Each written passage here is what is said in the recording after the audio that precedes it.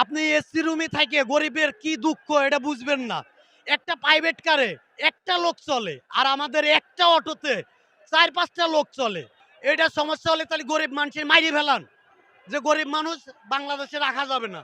আমরা পেটের ক্ষুধায় বাড়াইছি।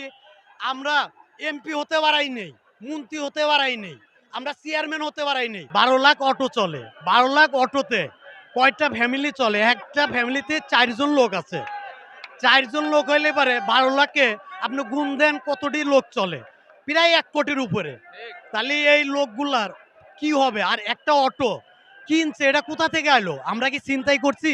না চুরি করছি? না ডাকাতি করছি? আমরা জাস্ট নিউজ করি। এটা কোথা থেকে আইলো? বেটা এটা তো চীন থেকে ইনপুট হইছে। এটার সরকার ভ্যাট নেয় নাই, ফ্যাট নিচ্ছে। যেখানে পাস বানায় সেখানে কি সরকার দেখে নাই? যেখানে গাড়ি তৈরি হয় সেখানে দেখে না। আমাদের হাতে গরিব মানুষ আমরা একটা অটো কিনি কিস্তির উপরে লোন উঠাইয়া একটা অটো কিনি। একটা অটো কিনে আমরা ৪-৫ টা লোক চলি। আমাদের মা, বোন, ছেলে-পেলে সবাই মিলে চলি। এটা কি আমাদের অপরাধ? আমরা যে কিনছি এটা টাকার দিয়ে কিনিনি। হঠাৎ করে বন্ধ করার কথা কইলে তো হবে না।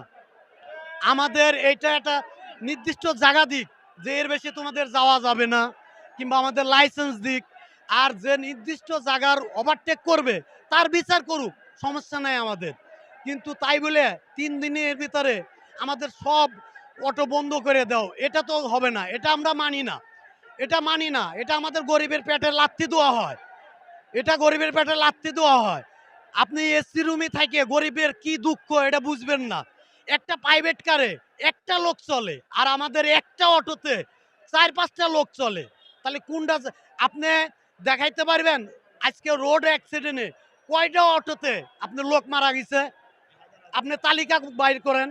আর আপনার মোটরসাইকেল, প্রাইভেট কার, বাসে, ট্রাকে অ্যাক্সিডেন্ট তো হবেই। রোডে চললে যার ভাগ্যে থাকে সে ওইভাবেই অ্যাক্সিডেন্টে মারা যাবে। কিন্তু তাই বলে আপনি ৩ দিনের ভিতরে এই যে ১২ লাখ অটো উঠাই দিবেন, এটা সম্ভব না। আপনি বলতেছেন যে বিদ্যুৎ ঘাটতি। বিদ্যুৎ কি কারণে? বিদ্যুৎ আমাদের গরিব মানুষ ব্যবহার করতে পারবো না। বিদ্যুৎ সব ক্ষেত্রে ব্যবহার হয়।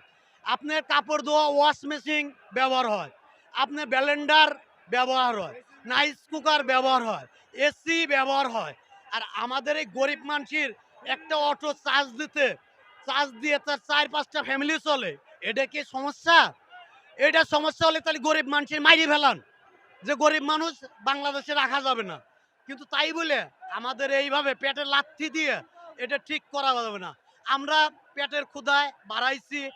আমরা এমপি হতে পারাই নেই, মন্ত্রী হতে পারাই নেই, আমরা চেয়ারম্যান হতে পারাই নেই। আমরা ওয়ার্কার পেটের দায়ে যখন আমাদের দেওয়ালে পেট ঠেকে গেছে আমরা আজ ৩ দিন গাড়িতে চালাইতে পারিনি।